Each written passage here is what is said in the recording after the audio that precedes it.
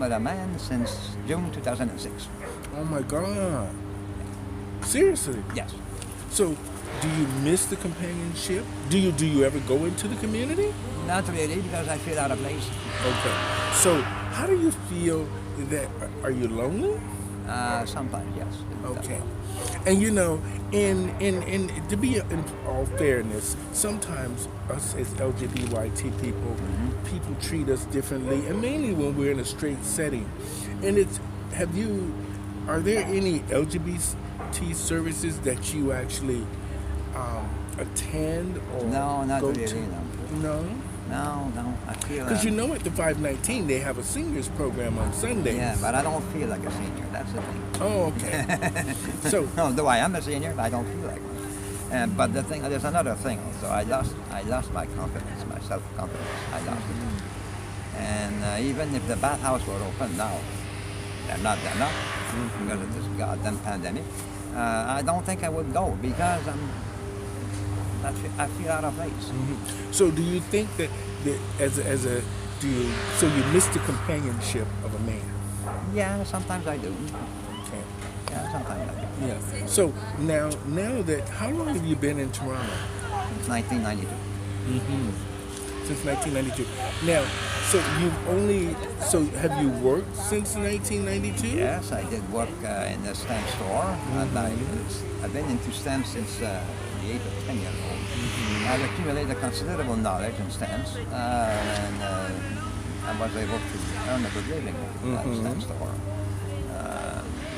That was okay, but then the owners shut down the store because it was tiring. So then that was it. In Toronto, there's no stamp stores anymore.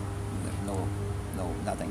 So what are your recommendations for the government or other people that are setting up programs to help the older, aging LGBT? They should interview us. Okay. They should ask us what we need. We probably don't have the same needs as the straight population does. I don't know if there are places where there are buildings or a building or two that is housing only LGBT people.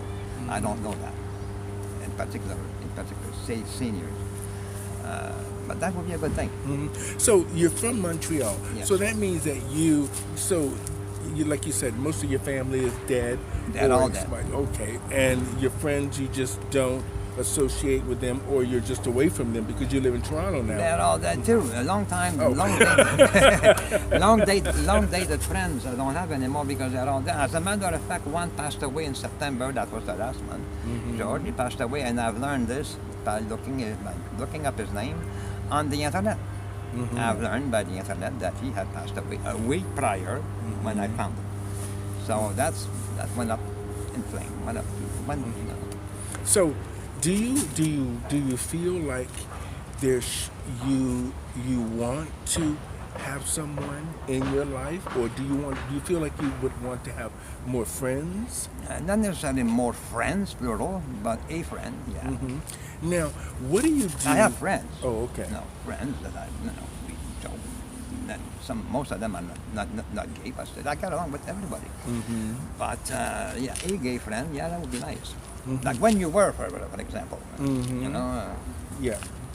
Now, when you think about this whole situation, all the different programs there, and people walking, talking with you, offering these programs, take you to the movies, or just do things for you, bring you food and stuff as friends.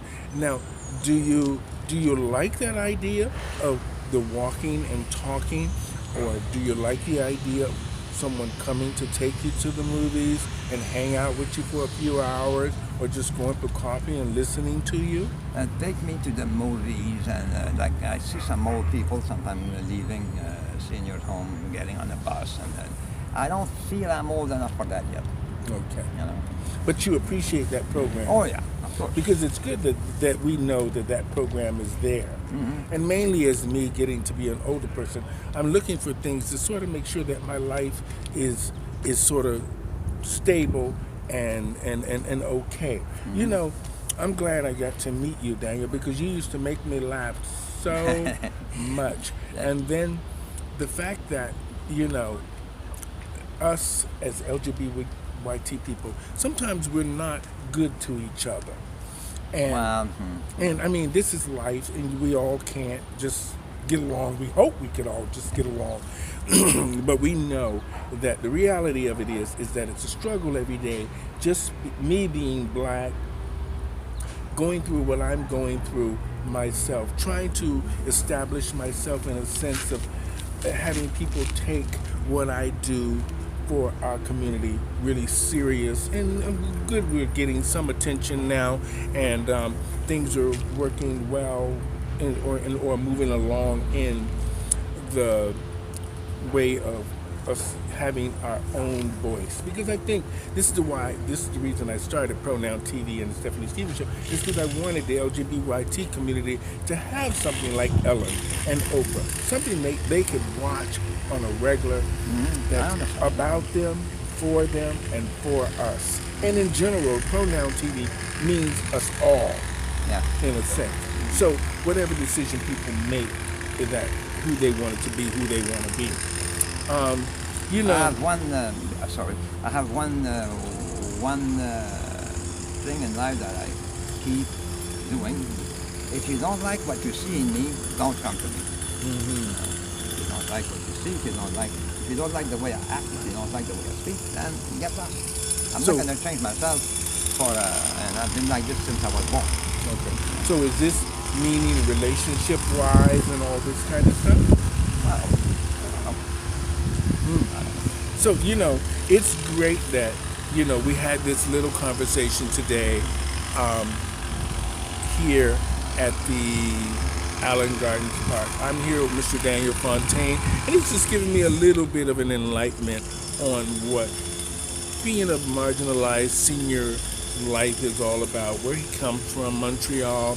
He's now in Toronto, living out his retirement, and he's part of our community, and we're really appreciative that, you know, he made it clear that, you know, some of the services that are there should be there, and he appreciates the fact that a lot of the services for the walking programs for seniors and the movie programs and those things are good things, but he finds that sometimes he's lonely, and there we have to figure out a way to make sure that seniors have either some companionship, either through a friend or some sort of programs to where they can meet other seniors like yourself, where you can play cards, fish, do checkers, just do the real things that older people like to do.